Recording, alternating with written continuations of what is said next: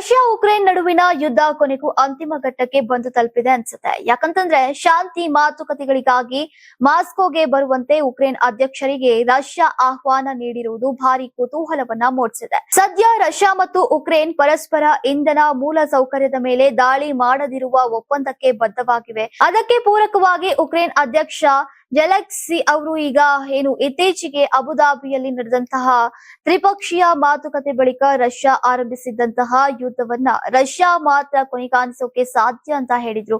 ಕಳೆದ ವಾರಾಂತ್ಯದಲ್ಲಿ ಅಬುಧಾಬಿಯಲ್ಲಿ Russia, Ukraine, America ತ್ರಿಪಕ್ಷೀಯ ಶಾಂತಿ ಮಾತುಕತೆ ನಡೆದಿತ್ತು. ಅಬುಧಾಬಿ ಮಾತುಕತೆ ಬಳಿಕ ಪುಟಿನ್ ಮತ್ತು ಜೆಲೆನ್ಸ್ಕಿ ನೇರ ಮಾತುಕತೆಗೆ ಸಿದ್ಧವಾಗಿದ್ದಾರೆ ಅಂತ ಅಮೆರಿಕ ಅಧ್ಯಕ್ಷ ಡೊನಾಲ್ಡ್ ಟ್ರಂಪ್ ಅವರು ಘೋಷಿಸಿದ್ರು. ಅದಕ್ಕೆ ಪೂರಕವಾಗಿ ಇದೀಗ ಶಾಂತಿ ಮಾತುಕತೆಗಾಗಿ ಮಾಸ್ಕೋಗೆ ಬರುವಂತೆ ಉಕ್ರೇನ್ ಅಧ್ಯಕ್ಷರನ್ನ ಆಹ್ವಾನಿಸಿದೆ. ಈ ಆಹ್ವಾನದ ಬಗ್ಗೆ ಉಕ್ರೇನ್ ಆಡಳಿತ ಇನ್ನಷ್ಟೇ ಅಧಿಕೃತ ಪ್ರತಿಕ್ರಿಯೆ ನೀಡಬೇಕಿದೆ. ಒಟ್ಟಿನಲ್ಲಿ ರಷ್ಯಾ ಉಕ್ರೇನ್ ಯುದ್ಧ ಕೊನೆಯಾಗಲಿ ಅಂತ ಬಯಸುವಂತಹ ಜಾಗತಿಕ ಶಾಂತಿ ಪ್ರಿಯರಲ್ಲಿ ಹೊಸ ಆಶಾಭಾವನೆ ಮೂಡಿಸಿದೆ. ಯಾರಾಗ್ತಾರೆ ಎಂಎಲ್ಎ ಅಭ್ಯರ್ಥಿ 2028 ಶೀಘ್ರದಲ್ಲೇ. ಪ್ರತಿದಿನ ಒಂದೊಂದು ಕ್ಷೇತ್ರದ ಟಿಕೆಟ್ ಆಕಾಂಕ್ಷಿಗಳ ಸಂಪೂರ್ಣ ಮಾಹಿತಿ ಪೊಲಿಟಿಕಲ್ ಜರ್ನಲಿಸ್ಟ್ ಕೆಎಂ ಶಿವಕುಮಾರ್ ಅವರಿಂದ. ಕರ್ನಾಟಕದ ನಂಬರ್ 1 ಡಿಜಿಟಲ್ ಮೀಡಿಯಾ ನಿಮ್ಮ ನೆಚ್ಚಿನ ಕರ್ನಾಟಕ ಟಿವಿಯಲ್ಲಿ ಮಾತ್ರ.